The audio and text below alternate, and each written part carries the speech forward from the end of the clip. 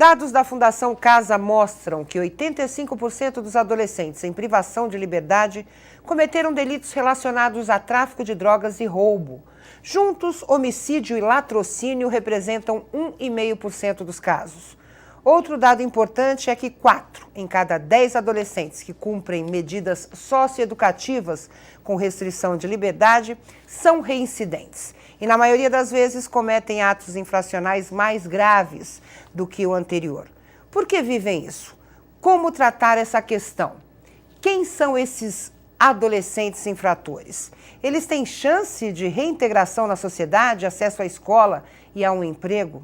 Na discussão de hoje, vamos debater uma proposta apresentada aqui na Assembleia Paulista que cria o programa Adolescente Recuperado, que vai garantir cursos profissionalizantes aos internos da Fundação Casa com a manutenção e reforma dos veículos da frota do governo estadual.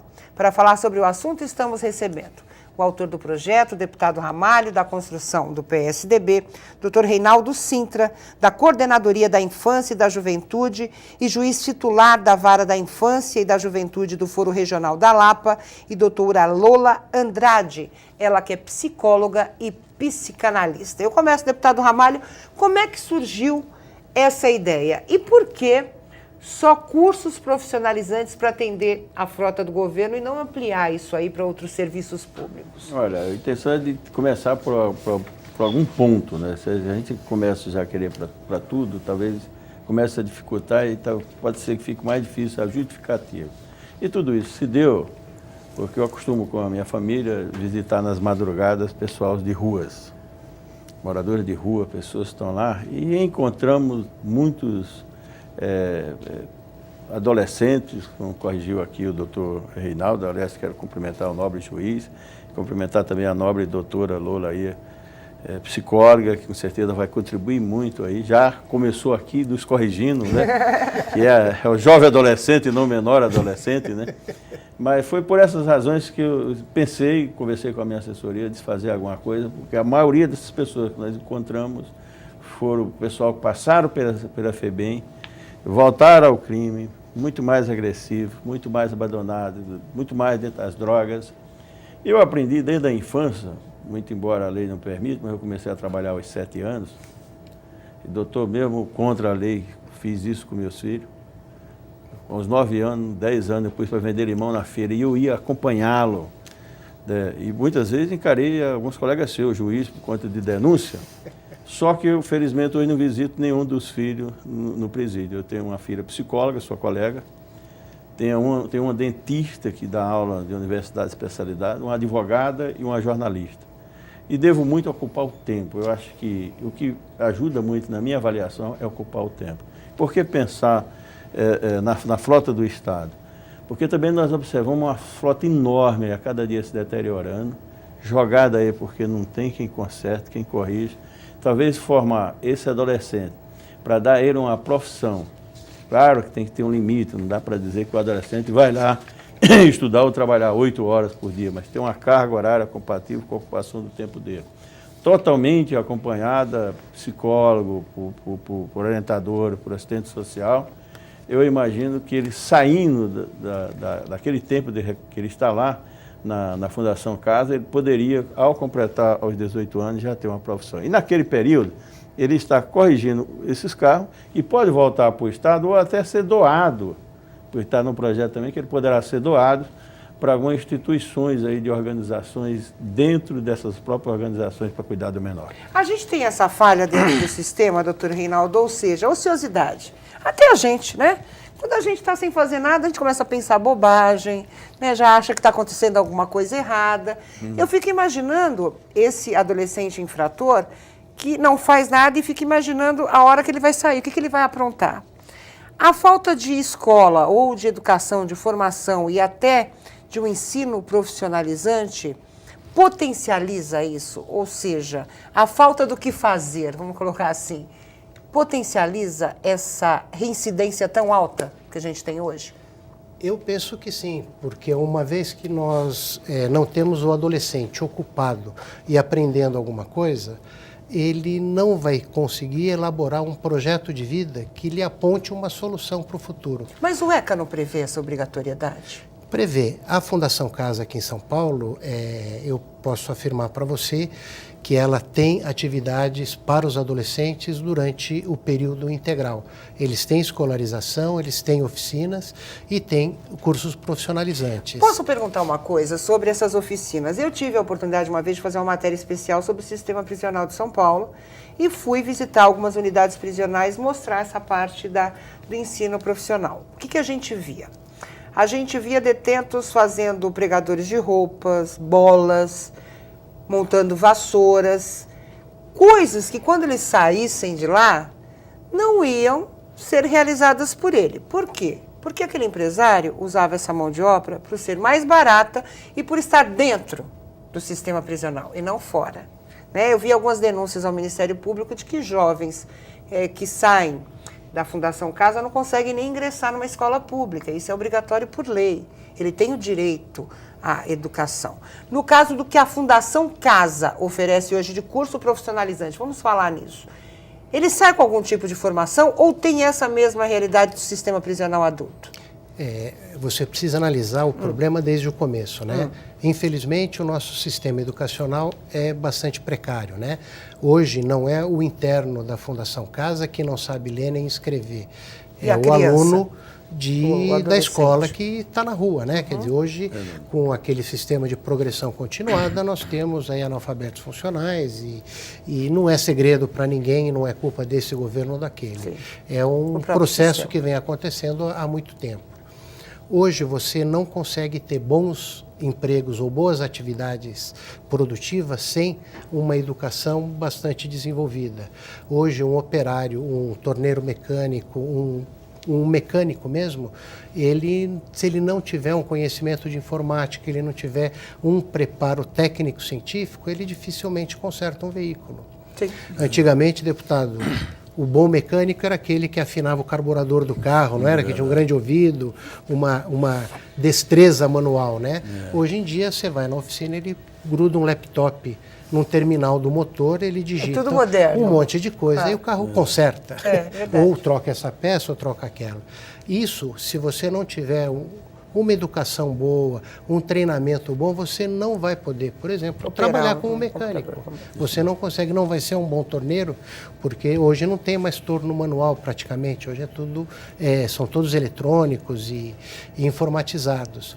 Então, o problema não é da Fundação Casa, do adolescente que está lá, mas é um problema geral do sistema educacional da população, dos jovens.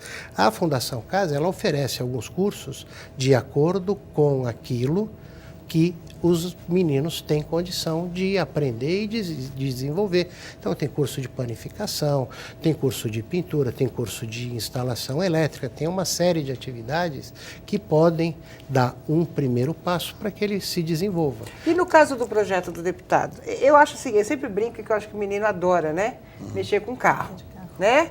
Montar e desmontar. Ele brinca com carrinho quando é pequeno e com carrão quando ele cresce. Isso pode atrair, né, de certa forma, a uma formação mais qualificada, exatamente isso. Eu acho que é importantíssimo. Acho que toda vez que se pensa em um projeto que dê condição para que um adolescente, interno da fundação ou não, possa desenvolver suas habilidades, possa aprender um ofício e possa se transformar num bom profissional, é fundamental. A ideia, e me atraiu bastante quando eu li o projeto do deputado, é que ele está falando em um projeto com um custo baixo, porque ele está falando que a mão de obra, o material, né, os implementos, seriam a frota inutilizada do próprio Estado, né? Quer dizer, você não vai comprar um carro, você não vai se arriscar com um freguês que vai ficar insatisfeito, mas você vai ter o material... Traria muito mais problema para a justiça, com certeza, né? E para o próprio jovem, claro, né? Mas você tem condições de propiciar que ele comece a trabalhar numa atividade atrativa que ele goste e se desenvolva. Eu acho que é muito interessante. É claro, como foi dito, que poderia haver uma expansão para N outras atividades, mas eu acho que como um início, como um primeiro passo, como uma forma de mostrar que os jovens que estão dentro da Fundação Casa, eles têm capacidade de crescer, de amadurecer e de não retornar ao crime, é importantíssimo. Veja, se ele sai da Fundação Casa e não encontra trabalho, ele volta para uma família absolutamente desestruturada, para um local de moradia extremamente violento, sem a presença do Estado, sem condições de exercício, a probabilidade dele voltar a incidir na infração é muito grande. Tanto que os números mostram isso. Não, e os adultos também, veja. Então, eu acho que não é o problema da juventude, é que você não cria condições para que esse jovem tenha uma opção diversa daquela antes dele ingressar na fundação. Qual o perfil desse jovem infrator, doutora Lola, desse adolescente em conflito com a lei? A questão é assim, se a gente for pensar na casa, tem diversas estruturas, diversos modelos, vamos dizer assim, não sei se esse seria o melhor termo para dizer, cada tipo de personalidade que tem ali. Claro. O menor infrator. O menor infrator é uma questão um pouco mais complicada. Esse adolescente passou por vários processos. Eu acho interessante quando o deputado fala de levar o filho para trabalhar na feira, mas eles tinham uma estrutura familiar por trás, Sim. não é? A questão do menor infrator é que faltou algo, faltou uma estrutura, algo foi quebrado, algo foi perdido, não é? Alguns, num primeiro momento, a justiça tenta colocar aqui, realocar ali, fazer alguma coisa, eles acabam, de uma forma ou de outra, indo para a rua. Nem sempre no início na rua eles já entram na infração, então este que ainda chega na rua tem algumas chances, aquele outro que já é um infrator, que já tem passagens, crimes aí, carrega pelas costas, é muito mais difícil uma recuperação, né? Tanto que tem casos que chamam a nossa atenção, né? Teve um adolescente infrator que foi para a FEBEM umas 30 vezes. E aquilo que roubo de carro, assalto a mão armada. Então você fica pensando o seguinte, o que passa na cabeça de um jovem, 15, 16 anos, que ele sempre comete o mesmo tipo de delito? Então, no Brasil... Ou ele não tenta, né? Vou falar assim, vou tentar ficar bem. É muito mais fácil cometer o crime. Aquilo que a gente coloca da questão que eu entendo, apoio, ajudei a discutir a época do ECA, tá? Mas que ele tem aquela visão de que ele é impune, não é? Ele é inimputável, nada vai acontecer com ele porque ele é um menor de idade. No máximo ele vai voltar para a FEBEM, de menor, vai né, fugir de novo e vai fazer. Exigiria, neste caso, um trabalho muito maior, demanda de um atendimento muito maior, porque existe já uma estrutura de violência, tanto com ele quanto dele com o outro, né? Que é muito difícil de dizer para você que é fácil resgatar. Eu vi acho que dentro dessa pesquisa que foi realizada pelo Conselho Nacional de Justiça, do qual o senhor fez parte, fez essa pesquisa, foi o responsável, eu vi uma questão que aborda a prevenção. Que a gente fala muito de medida socioeducativa, mas esquece, né, da parte preventiva. Onde que se peca aí, doutor Reinaldo? Que parte preventiva existe para um adolescente como esse? Que o senhor colocou bem, que muitas vezes não tem família, que mora em regiões de risco, violentas, que não tem acesso a uma boa educação, que não tem um poder aquisitivo, vamos dizer assim, nem comida muitas vezes dentro de casa. Como falar em prevenção? Eu digo isso porque eu acho um assunto muito difícil até. Porque o que é mais fácil para ele? O tráfico está na porta dele. O que é melhor, entre aspas, né? Você entrar para o tráfico e ganhar 200, 300 reais por dia? Ou você ir para uma escola que não te dá o mínimo de formação, não te ensina a ler. O senhor falou do analfabetismo funcional, muito bem lembrado. As pessoas leem e não sabem o que estão lendo, né? Como é que fica esse processo de prevenção que a gente esquece num sistema como... Ou seja, na realidade que a gente tem desse adolescente hoje, que da periferia, vamos colocar assim. Essa discussão ela é muito ampla, porque quando a gente fala em prevenção, você não tem uma fórmula mágica e nenhuma pasteurização daquilo que deve ser feito. Cada família, cada adolescente, cada criança necessita de um olhar diferenciado porque ele é uma unidade única, ele é um ser único. Então não adianta a gente pensar em projetos de massificação em termos de prevenção. O que você precisa pensar é uma série de medidas que englobe a integralidade das necessidades da infância e da juventude. Quando eu falo infância e juventude, é importante que se leia família. Sim. Para que a família possa cuidar da sua prole, para que a família possa dar a sustentação que a doutora falou, para que esse jovem não tenha a necessidade de buscar outros grupos de pertencimento. Ele vai procurar pessoas que tenham também uma formação. O que eu acredito é que, enquanto não tivermos uma escola, não digo nem que dê tanto conteúdo, mas que dê condições de que a criança e o adolescente permaneçam o dia inteiro nessa escola, que dê o acolhimento. Sim. Eu não vou nem entrar no mérito se ela aprende a ler e escrever, mas um lugar onde ela fique protegida, seguro, onde né? ela tenha bons princípios ensinados, onde ela aprenda um pouco de convivência, de civilidade, que ela aprenda a ser cidadão, que ela aprenda que a cada dever existe um direito e a cada direito existe uma obrigação. Ela vai ter condições de fazer opções de vida diferenciadas. No momento, a gente tem uma escola que não é tão atrativa, né? A gente tem uma evasão escolar muito grande, os números de matrícula não correspondem necessariamente ao número de crianças e adolescentes que permanecem na escola. 4 milhões de pessoas, de crianças e adolescentes fora da escola hoje. É um número significativo, né? Precisa ver se esse número engloba aqueles que não frequentam a escola ou só aqueles que não se matricularam. Entendi. Porque existe uma matrícula em massa, até por causa de benefícios sociais que dependem da matrícula na escola, mas você não tem a frequência. Se nós tivéssemos uma escola que fosse acolhedora, que garantisse uma permanência da criança e do adolescente longe da criminalidade, longe de certas situações, nós tivéssemos uma família que morasse num lugar minimamente digno, que tivesse um banheiro, que tivesse água encanada, que tivesse um esgoto tratado, uma área de lazer próxima, ou seja, que ele pudesse viver com o mínimo, não é luxo, o mínimo de dignidade, que não fosse um barraco de chão batido, que quando chove vira barro, que os ratos entram do córrego ali perto, que os insetos e toda essa barbaridade que a gente vê nos córregos, na periferia, nesse entorno de pobreza, né? Se nós tivéssemos uma política de segurança pública que fosse uma política mais cidadã, de maior confiabilidade na polícia, de respeito do Estado para com o cidadão, você teria pessoas menos violentas, pessoas que colaborariam com as coisas. Ou seja, são tantas medidas que fica difícil de falar e parece um sonho. Mas, na verdade, se nós não começarmos, nós teremos dificuldade. O problema hoje... A própria sociedade precisa mudar o comportamento também com a questão dos adolescentes, né, em conflito com a lei. Eu acho que a nossa postura... Nós olhamos de uma forma absolutamente segregacionista, achamos emocional, né, doutor Reinaldo? Eu prefiro dizer assim, porque quando você vê um adolescente cometendo um homicídio, por exemplo, né, a gente fica preocupado com isso. Mas a gente vai falar sobre isso no próximo bloco. O papel da sociedade também na recuperação desse adolescente infrator. A gente volta já já.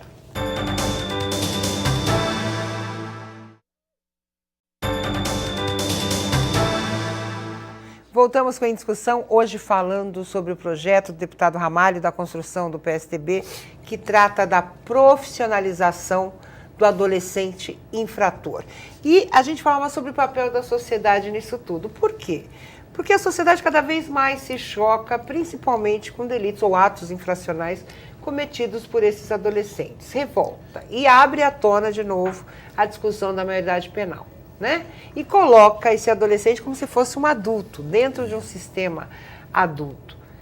E quando se toma iniciativas para melhorar a vida desse adolescente, as pessoas falam, não, né? Tem que ir para o sistema prisional normal, tem que pagar pelo que fez, tem que reduzir a maioridade penal... Tem que ser condenado mesmo? Como é que fica essa celeuma, deputado Ramalho? São erros que nós precisamos avaliar. Eu quero dizer que eu estou feliz não porque apresentei o projeto, mas eu estou feliz porque tão logo eu apresentei esse projeto, nós tivemos 2 iniciativas de deputadas mulheres.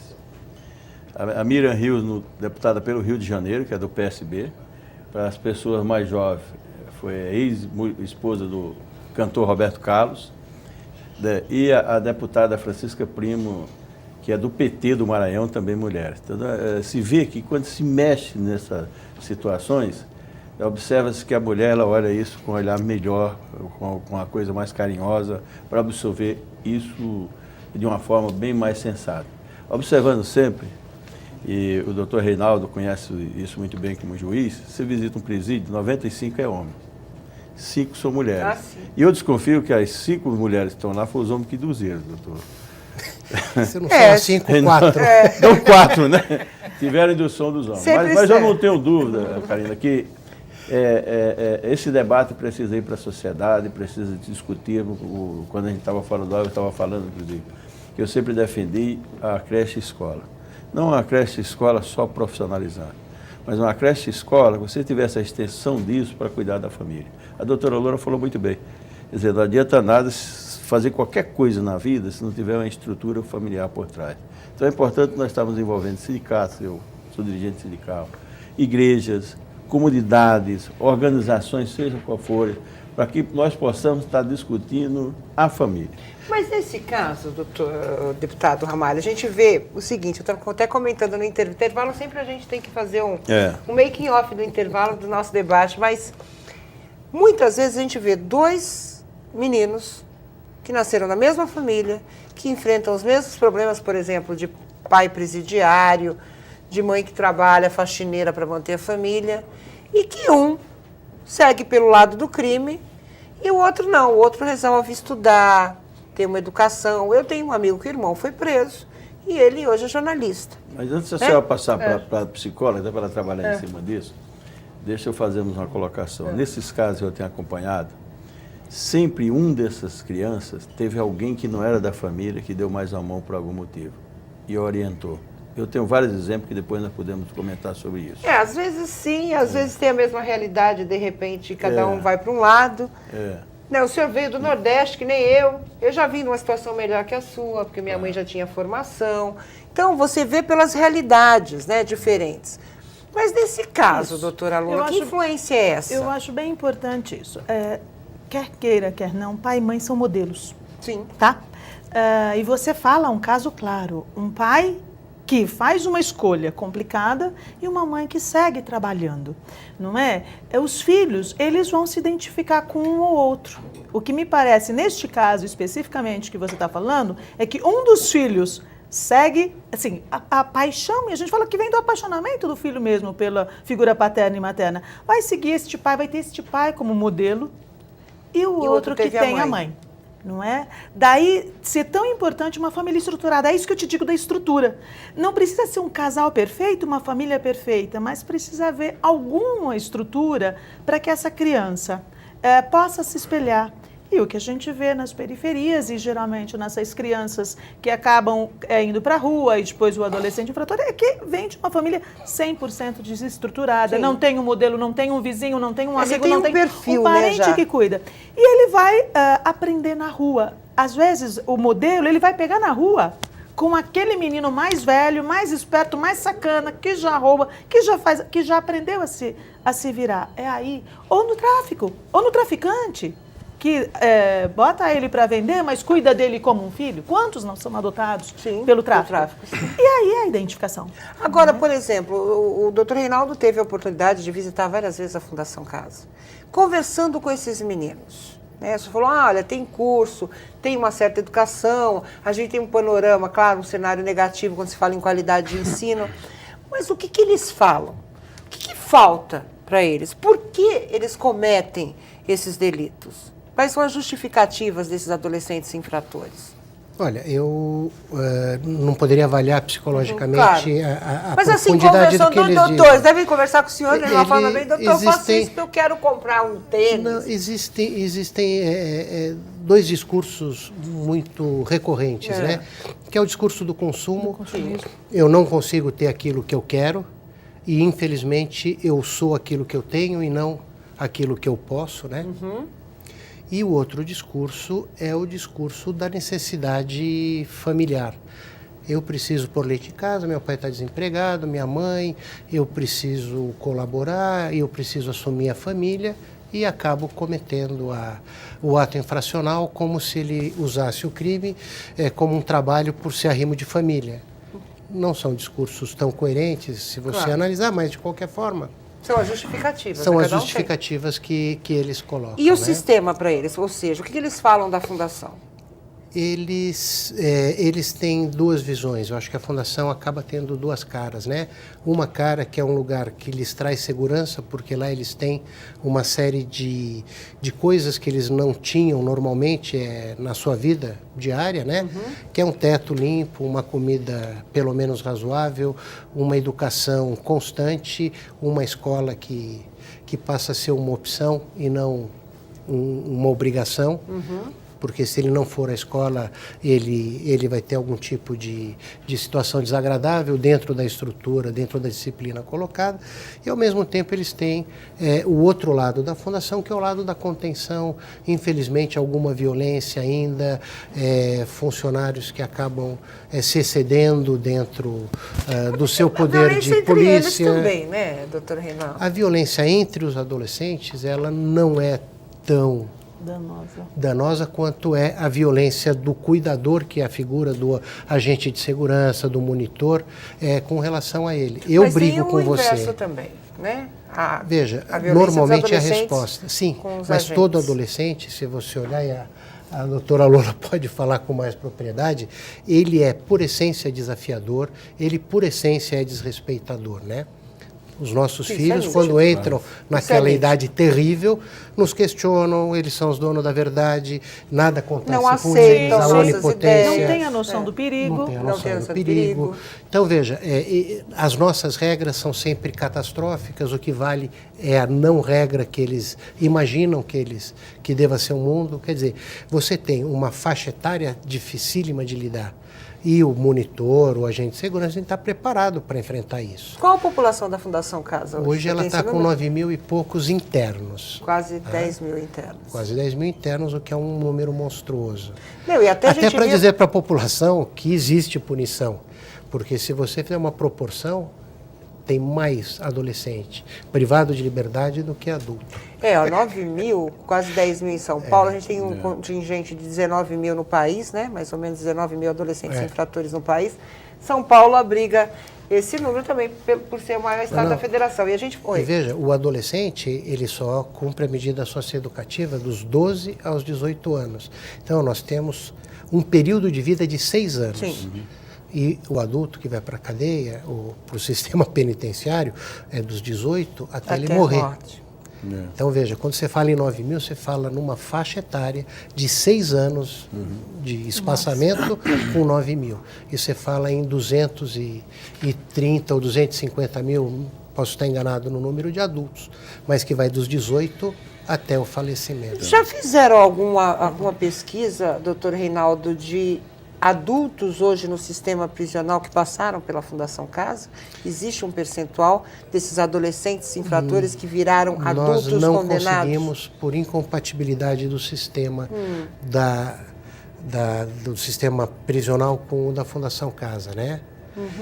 Precisaria haver. Eu chuto que seja bastante elevado. Claro. Se dentro da própria fundação você tem uma reincidência elevada, que é da ordem, eu vi você falando em 85%, não me parece, dentro da Fundação Casa, eu acredito que fica em torno de 15% essa reincidência. Mas do adolescente para o sistema penitenciário, eu acho que é bastante elevada. E tem a questão, a gente está falando dos custos, né, deputado? Eu já tive a oportunidade de entrevistar algumas organizações não governamentais, algumas instituições que trabalham com esses jovens em conflito com a lei, ou jovens que já saíram e já pagaram por isso, e que tem um custo muito menor do que uma Fundação Casa, por exemplo.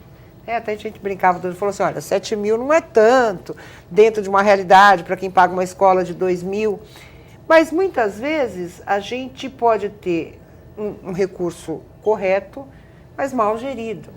É que nem em casa, né? Eu posso ganhar 30 mil reais por mês, infelizmente eu não ganho isso, mas eu ter uma vida abastada. Ao mesmo tempo, eu posso ganhar 30 mil e dever muito, porque eu não fiz uma boa gestão do meu recurso. Isso o senhor acredita que exista, né? Porque é claro que... Pela realidade que a gente tem. É claro que existe, se nós formos contabilizarmos, isso é uma coisa clara. Eu volto sempre lá no início, investir na prevenção. E aí eu volto lá na Bíblia, lá em Gênesis, na época de Adão e Eva, Caim e Abel. Aí o Caim mata Abel. Por que mata, né? Porque o Abel era o filho de Deus, era o santinho, era o acariciado. O outro era o demônio. Pô, até eu com isso tudo matava também. Não é? Será que no menor não é a mesma coisa? Você tem um filho que é o todo protegido, é o todo não sei o quê, né? E tem o outro lado, que não, é aquele por ele ser mais arteiro. E aí ele provoca mais, ele chama mais atenção, né? E é bem na época da formação da personalidade, isso é muito perigoso, de um amigo, né? Na questão que da ele educação. tinha 3 filhos, adotou um. E o que ele adotou era o cara que pulava, que brigava, que fazia, que provocava, que não sei o quê, né? E esse meu amigo, ele não dava um tapinha, ele não chamava atenção, porque não era o filho legítimo. Até que um dia ele perdeu a estribeira e foi lá e deu um belo tapa. E ele foi lá, abraçou, beijou o pai e falou, agora eu acredito que você é meu pai. E passou a mudar o comportamento. Porque ele começou a se sentir um tratamento meio que igual com todos os filhos. Então eu acho que o investimento na família, para se prevenir, lá no Japão, eu visitei o Japão, se investe, a mulher fica grávida, é o casal que fica grávido. Porque eles têm com consciência deles que tudo que a mulher passa durante a gravidez, ela já passa para o filho. Os problemas, situações... mas a né? psicologia explica isso muito bem, né? E eu continuo achando que se nós não investirmos nisso, na família, nós vamos sempre nascer com pessoas com comportamento diferente. E se depois nós não tivermos uma forma estratégica de equilibrada, de falar, de conversarmos, nós vamos ficar cobrando os custos. Quer dizer, os R$7.110 da Fundação Casa, que deve ser maior agora. E aí, se eu fizer as continhas, eu poderia garantir que eu cuido de uma criança por menos de R$2.000 e cuido bem. Então, se eu tenho 4 filhos, a gente imaginar que se eu gastasse 7 mil com cada filha, são 28 mil, né? Se investir na família, fica mais barato. Seria ótimo. Será que o Estado, a União, poder está disposto a investir na família? Não dessa forma que está aí, que é importante do chamado Bolsa Família, mas investir na família para valer, não de dar dinheiro, no investimento que você prepare o cara para o casamento, para a sociedade, para que ele continue se sentindo ali um ser importante. E é claro que aqueles que nascem com problema precisam ir para um tratamento. Eu preciso ir para o intervalo rapidinho, vou dar um cutucão aqui no deputado, não estou no Facebook, mas vou cutucar. E as meninas, como é que ficam nesse projeto? Né? Porque existem adolescentes infratoras também. Eu vou perguntar dessa realidade tanto para o deputado quanto para o doutor Reinaldo no próximo bloco. Não saia daí.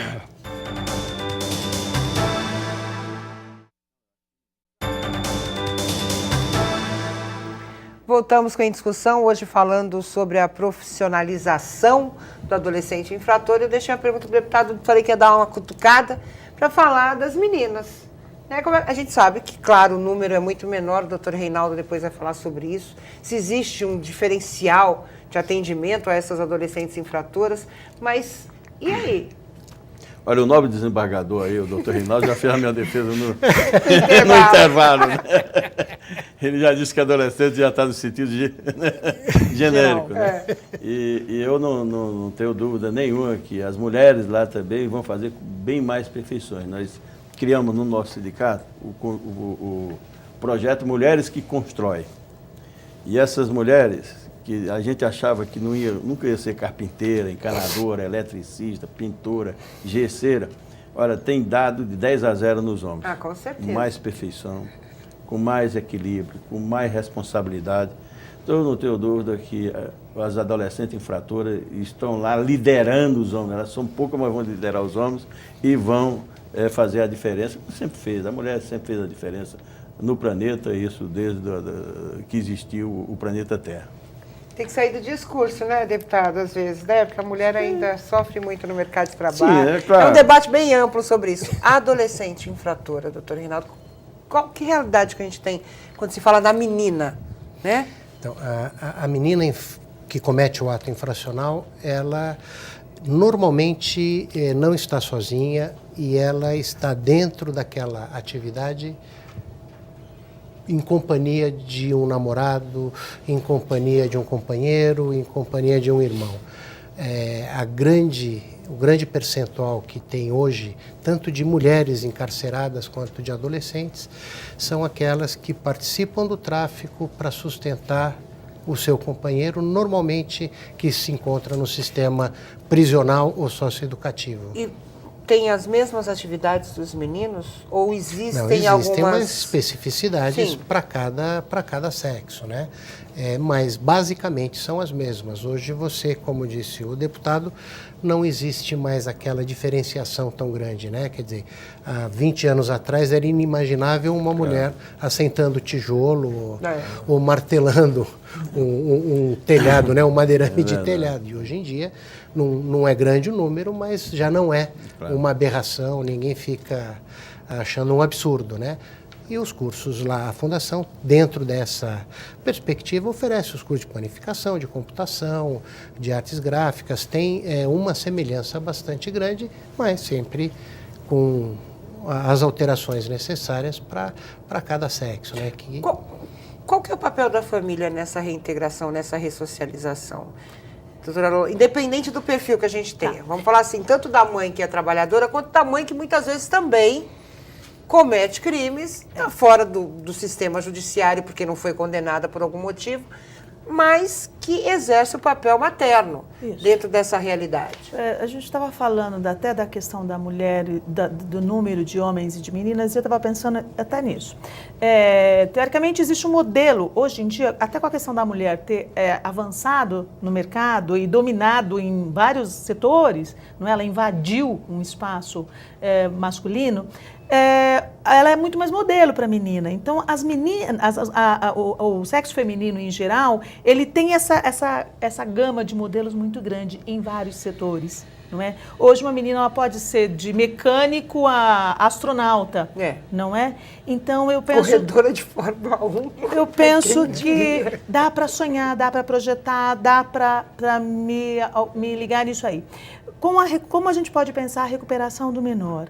A família, alguém dessa família, alguém possível, alguém razoavelmente estruturado, ou que tenha um emprego, ou que esteja emocionalmente um pouco mais equilibrado, poder fazer esse aporte, poder estar recebendo, fazer esse acolhimento, não é? Acho que não é só a família, acho que é importante lembrar a escola, ele tem um espaço para ser acolhido, para poder voltar para uma escola, acessível àquilo que a gente falava no início, ele sai marginalizado, ele não arranja emprego em qualquer lugar, não é? Então ele tem que ter... Ele não consegue nem entrar na escola pública. Ele tem que ter toda uma rede, né? Então, desde alguém, um parente, um amigo, alguém que esteja disposto a acolhê-lo e a apoiá-lo nessa trajetória por conta disso, porque ele vai ter uma dificuldade enorme de entrar de volta para a sociedade, seja na escola, seja onde for, não é? Então, eu acho muito... Quando eu digo, eu não acho que não é possível recuperar, mas é muito difícil sozinho. E se não houver uma estrutura, uma rede por trás para acolher e ajudá-lo, desde empresários que possam recebê-los nas suas empresas, desde escola que garantam vagas, que sejam ONGs, associações de bairro, mas que possam estar acolhendo, dando respaldo.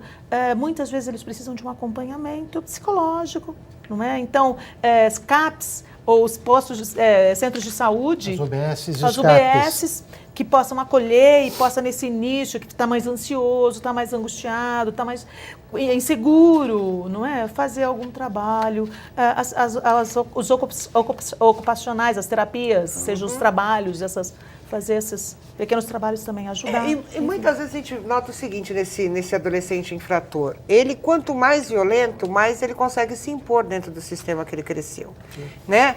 Eu vi uma situação muito complexa, até preocupante, quando a gente fala, tem um número maior de tráfico de envolvimento em tráfico de drogas e roubos, e a gente tem 1,5% no homicídio e no latrocínio, mas que acabam convivendo, né, doutor Reinaldo? E essa convivência pode ser tão negativa como ela é no sistema prisional adulto.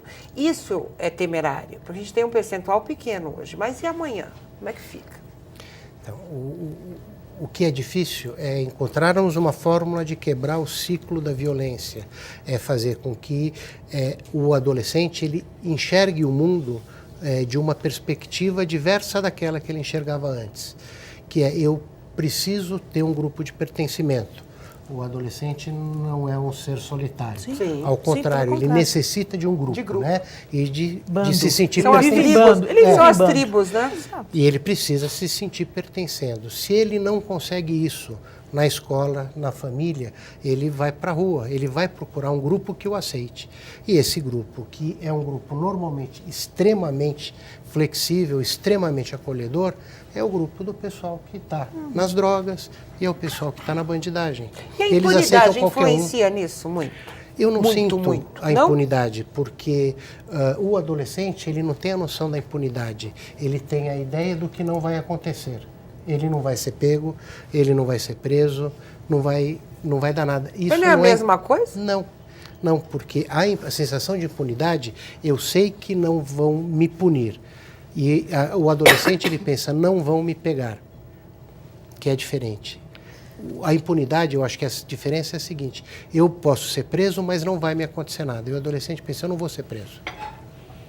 Ele não tem essa noção de consequência que o adulto tem. A sensação de impunidade é uma sensação de uma visão à frente. E o adolescente não enxerga ali, tanto que ele não se preocupa com a vítima. E se você pergunta para ele, você não pensou no que a pessoa sentiu? Não. Eu falei, se fizesse com a sua irmã, ele falou, eu matava. Mas você fez com a irmã dele?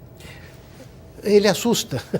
Veja, não é fingimento, ele não percebe. Sim, mas, por exemplo, o jovem ou o adolescente infrator que hoje está na Fundação Casa, ele não encara como um sistema prisional? Ele tem a sensação da reclusão, mas ele sabe que é diferente. Mas ele sabe Ele que é sabe que ele diferente. tem até Ele um vai tempo sair. pré-estipulado, vamos dizer assim, né? Não, ao Ele só contrário. pode ficar até 3 anos. Sim, ele tem um prazo máximo, mas não o mínimo. Então ele pode sair quando se entende que ele está em condições de voltar para a Ser vida, reintegrado para a à vida sociedade. social, para a sociedade. Quer dizer, pode ficar lá 2 dias, Pode dia ficar como dois- ficar 3 3 anos. anos, exato. Agora, o trabalho que a Fundação Casa tenta fazer, nem sempre ela consegue, e os outros sistemas socioeducativos, é o que a gente chama de trabalho de responsabilização, que é conseguir fazer com que o adolescente se responsabilize por aquilo que ele fez, porque normalmente ele não se sente responsável, que é diferente do adulto. Sim, né? doutora Lula, existe algum modelo, vamos dizer assim, porque eu lembro, eu tive a oportunidade de trabalhar com o Mário Covas e havia uma briga muito grande de construção de unidades menores, até 40 adolescentes, unidades próximas, as cidades têm muito, o senhor sabe disso, adolescente infrator, que veio de municípios distantes da capital, né, que deixaram a família, tem muitos de fora de São Paulo. Então havia essa discussão de se colocar unidades menores, Sim. próximas às regiões desses jovens infratores, até para se ter essa proximidade com a família. Seria um modelo ideal? Tentou-se isso. É que, claro, com o contingente aumentando, foi se lotando as unidades da Fundação Casa. Teoricamente, esse seria o modelo que mais se aproxima do ideal, que você o mantenha o mais próximo da sua região, Sim. das suas raízes, não é? Que você mantenha cada um, assim, também uma coisa que se preza muito é que se diferencie esses graus de gravidade, digamos assim. Então, ao menino que ele começou a usar droga, mas é inicial, ou que ele começou a ficar na rua, é um pequeno vendedor de rua, ainda não comete delitos, ou pegou uma maçã na feira, mas não pratica furto. Enfim, talvez fosse interessante também você poder... Eu tive a oportunidade de trabalhar em projetos diferentes na extinta Secretaria do Menor. E isso é muito importante, que você trabalhe ou que crie lugares, ambientes, de acordo com a demanda daquela população. Então, tem os meninos que eles não têm escola, ou que a escola fala uma linguagem que eles não conseguem entender, mas que eles gostam de brincar. Então, a proposta que uma época existiu do circo escola, que então eles passavam parte na escola e parte aprendendo coisas de circo e brincando. Futebol, Sim. As escolinhas de futebol que são maravilhosas, não é? Existe aquele outro que ele já não é só brincar. Então, ele precisa começar a ter acesso a algumas informações, a cursos A profissionalizantes. própria falha, né? Você acaba colocando todos eles como se fossem iguais. Iguais, e que cada um tem uma demanda diferente. A sociedade coloca isso, né? Exatamente. Coloca Eu acho que há os muito adolescentes infratores como criminosos. Os né? infratores graves mesmo, se fossem confinados ou colocados, porque é um confinamento a estrutura da casa, em separado e pudesse haver uma proposta muito mais específica para eles, não é? Eu penso que é muito difícil, eu concordo, ainda há muita violência contra o menor interno, mas inclusive há uma mistura e uma preocupação de proteger aquilo que você falou, ele não agride o outro, então de evitar que este machuque aquele, então acaba misturando muito e aí esse torna modelo para aquele em determinados momentos, inclusive isso e a gente não é nota uma saudável. preocupação de fora para dentro, ou seja, como é que as pessoas estão vendo, Existe né? uma divisão dentro da Fundação Casa de unidades variadas. Isso é bom. Existe uma por idade, por gravidade de delito, algumas. Agora, se você fosse imaginar o modelo ideal, você precisaria de muito mais unidades, porque ela deveria corresponder à demanda. Claro. Mas a própria justiça falha nisso, doutor, porque existe a falta de varas especializadas, o senhor sabe disso. É um problema. Né? Então você acaba tendo dificuldade em tratar caso a caso. Não é Até porque o judiciário não quer. Não tem a estrutura para sim. fazer isso. Né? Quando a gente fala da família, até ter unidades em que a família possa ter mais acesso, Claro. visitar mais, participar mais, fazer atividades lúdicas Não juntos. ter medo de mostrar o que acontece com o adolescente lá dentro, independente de qualquer situação. É mais fácil para retirada. Olha, eu quero dizer que nosso tempo chegou ao fim, mas eu vou perguntar ao deputado, antes da gente encerrar, como é que está o projeto, como é que ele vai ser discutido, é possível ampliar, né? Como é que o senhor vê a importância da iniciativa exatamente para essa reintegração do jovem à sociedade? Não, sem dúvida, já está em várias comissões, tem andado muito, com certeza vai sofrer aí algumas emendas, né? Muito provavelmente emenda que seja estendida, né, para ampliar mais isso aí, está aberto para receber emenda. Nós esperamos que haja um entendimento e o mais rápido possível, com as emendas que outros deputados vão apresentar, nós possamos votar esse projeto até o final do ano e que ele seja realmente sancionado pelo Poder Executivo. Eu sei que está encerrando, mas na outra oportunidade nós gostaríamos de estar debatendo outras experiências que nós tivemos em área de comunidade, que eu estive aí nos anos 90, mas o programa está encerrando. Fora do ar nós vamos comentar um pouquinho, desembargador. Não, é bom que a gente tem histórias positivas, né? Sim. A gente tem que ser otimista, né? E acreditar que a sociedade pode ser melhor, sim, com essa participação. Eu quero agradecer a doutora Lola, doutora Reinaldo, deputado Ramalho da Construção. Quero agradecer a você, disponibilizando aí o nosso endereço eletrônico, tvassembleia@l.sp.gov.br, para que você possa encaminhar suas críticas, sugestões e perguntas e já convidando de novo os presentes a participarem do novo debate, porque o tempo foi curto, a gente não conseguiu falar sobre tudo que envolve essa realidade dos jovens infratores. O Em Discussão vai ficando por aqui, nós temos um encontro no próximo programa. Um grande abraço e até mais.